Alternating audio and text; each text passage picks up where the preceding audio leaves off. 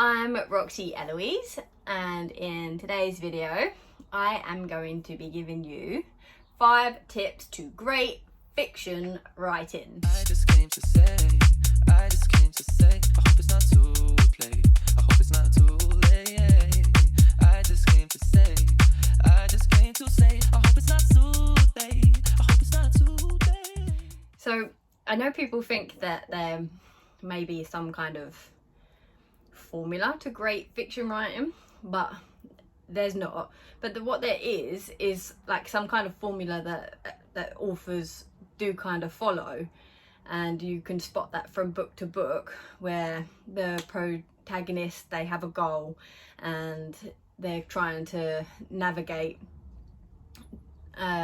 through like problems and stuff, and they reach a high point, they reach a breaking point, and then there's a climax where they reach the goal, and then you tie up any little subplots. So kind of all stories kind of tend to follow that formula a little bit, but these are 5 tips that will make your fiction writing great. Tip number 5, no happy coincidences. For me, there's nothing more irritating reading a book where I'm just like, oh, that's convenient. It does put me off a little bit whilst I'm reading. It kind of takes me out the story a little bit when I can kind of see that the author has just written problems and coincidentally solved them, or they kind of wrote in a kind of storyline that you can tell was just like kind of last minute, and then they've solved it almost immediately. Like, I hate it when it's like that.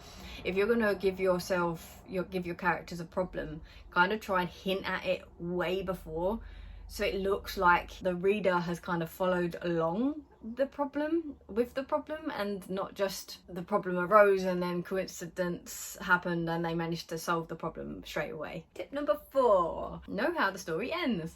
If you know how the story ends, you can majorly avoid plot holes, but more than that, you can write your problems in way in the beginning and hint at them and give them little clues, so when readers read the book the second time round, they will pick it up and they will see, and it immerses the reader more because it wasn't so last minute. If you know how your story ends, then you can write it in as you go. You can write little clues about it as you go, which isn't to say that you cannot let your characters lead, because that often makes the story better, and sometimes you may have to go back to the plotting phase and change a few things. Both of my books in my series ended slightly different to how I thought they were gonna end, and the characters made the endings better for that. So, but it didn't change, it wasn't a major change in their ending. There were things that were probably going to happen at some point in the book, but it kind of just come to a natural climax at the end, and I decided actually that's a better ending than what I had planned. But ultimately, the end goal in my series has not changed and will not change. It will be, there might be a few things elements that have changed. Characters might be slightly different to, and certain elements are a little bit different to how I originally thought they would end, but the main ending has stayed the same, which means I can actually write little clues to the ending in book 1. So when people pick up book 1, they will see and reread it for the second time, they will pick up on clues that led to the ending. Tip number 3, make every scene count. That one it's really important because it stops the pace. It can get really slow if you're just trying to fill it. It kind of puts me off when I'm reading a story and I don't really feel like the scene is adding to the story at all. There was one book I read where there was this conversation with this character. It just felt so unnecessary. The conversation was dull. Oh shit, sorry. Yeah, I felt that the actual scene that they wrote was they didn't add to the story at all, and I was just thinking, okay, where is this scene going? Like, I don't get it. And then I realised later on as I finished it, that character that they were talking to ended up being like a kind of main character in the rest of the story, so I kind of understood why they needed to meet, and I kind of understood why that conversation happened, but at the time it was very dull. So if you're introducing a main character that's going to appear somewhere in the story, just try and make the scene interesting and make it count. Tip number 2. You know what?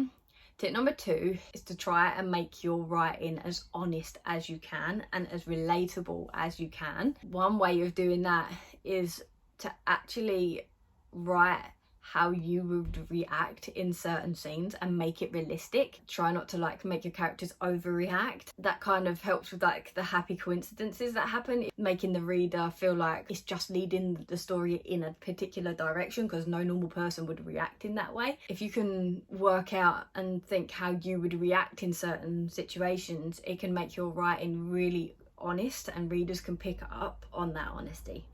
And finally, tip number 1, which I think is the most important tip, and that is to write what you are interested in. You have to write what you're interested in. And if you find it interesting, it will come across in your writing, and there are going to be people in the world who also find it interesting. So that actually kind of ties up quite a lot of the tips, where you can make like every scene count. If you're writing a scene and you're not really interested in writing it, then come up with another scene and make something interesting happen in every scene.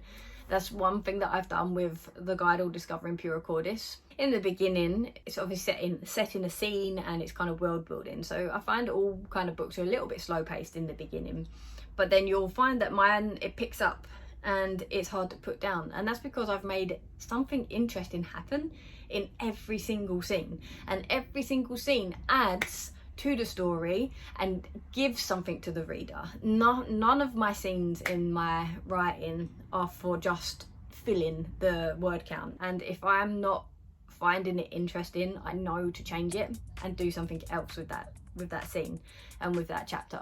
If I'm struggling to pick up my laptop and start writing, I know that I've led it down the wrong path a little bit and I'm bored. I'm not excited to get my laptop and start writing again. So if you can make sure that every scene you write is interesting, you're going to have an amazing fiction novel. So they are my 5 tips. If you enjoyed this video, if you learned anything, then please give this video a thumbs up for me and subscribe to my YouTube channel. I'm like 10 subscribers away from my own custom URL. I post every Wednesday, a little bit about my lifestyle, about being a new author, getting published, all stuff like that, and also writing tips as well, sometimes marketing tips. So I hope you enjoyed the video and I'll see you in the next one.